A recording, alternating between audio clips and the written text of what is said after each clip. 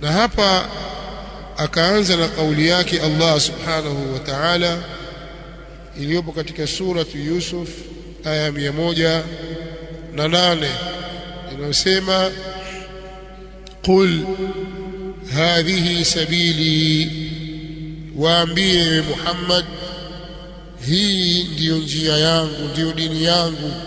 Hadhihi sabili ay tariqati wa da'wati, waambie hii ndiyo njia yangu. Ad'u ila Allahi, ninawalingania watu kwa Allah ili wampwekeshe yeye subhanahu wa ta'ala. Mimi silinganii ili kupata mambo ya kilimwengu, kupata uongozi au kulingania kwenye kutafuta utukufu na sharafu wa nafsi yangu. Mimi nalingania kwa Allah, kwa maana naifanya amali hii mukhlisan ala basira, tena kwa ilmu. Nalingania nikiwa na ilmu juu ya kile ninachokilingania, nina hoja, nina dalili. Kwa hiyo ana dalili na hujja. Kwa hiyo ala basira ni almarifatu allati yumayyizu biha baina alhaqqi walbatil, yani maarifa ya kupambanua kati ya haki na batil. Na huu ni msingi imara wa tatu katika aya hii. Qul hadhihi sabili, sehemu ya kwanza yatakiwa iwe wazi, watu wajue wewe njia yako ni ipi, ipatikane tamayuz, watu wapambanue. Kama iko tofauti na nyingine, ijikane hii na hii ni tofauti, hii si ile. Lakini pia da'wa ifanyike kwa ikhlas kwa ajili ya Allah subhanahu wa ta'ala, tena kwa elimu.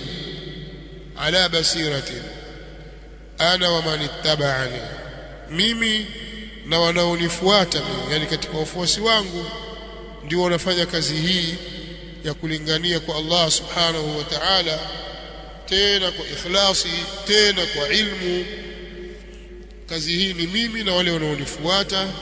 Wa subhanallahi wa ma ana minal mushrikin, na ninamtakasa Allah, sikuwa mimi ni katika washirikina, mimi simo katika kundi la wenye kumshirikisha Allah subhanahu wa ta'ala.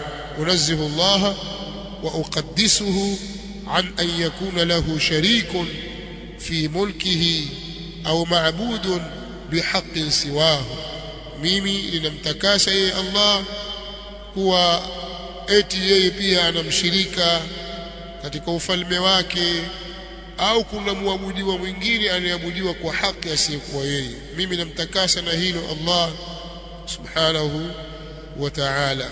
Kwa aya hii ni katika aya zenye kuonyesha umuhimu wa kulingania kwenye tauhidi na fadhila zake, na kwamba hiyo ndiyo njia ya mtume wetu Muhammad sallallahu alayhi wasallam pamoja na wale khullas min atba'ihi, wafuasi wake safi kabisa wenye kumfuata yeye, wanasimama katika ulinganizi wa ilmu kwa hoja na dalili, mukhlisina lahu ddin, wakiwa wanaibainisha ile njia ya Allah. Hii ni aya katika surati Yusuf aya 108.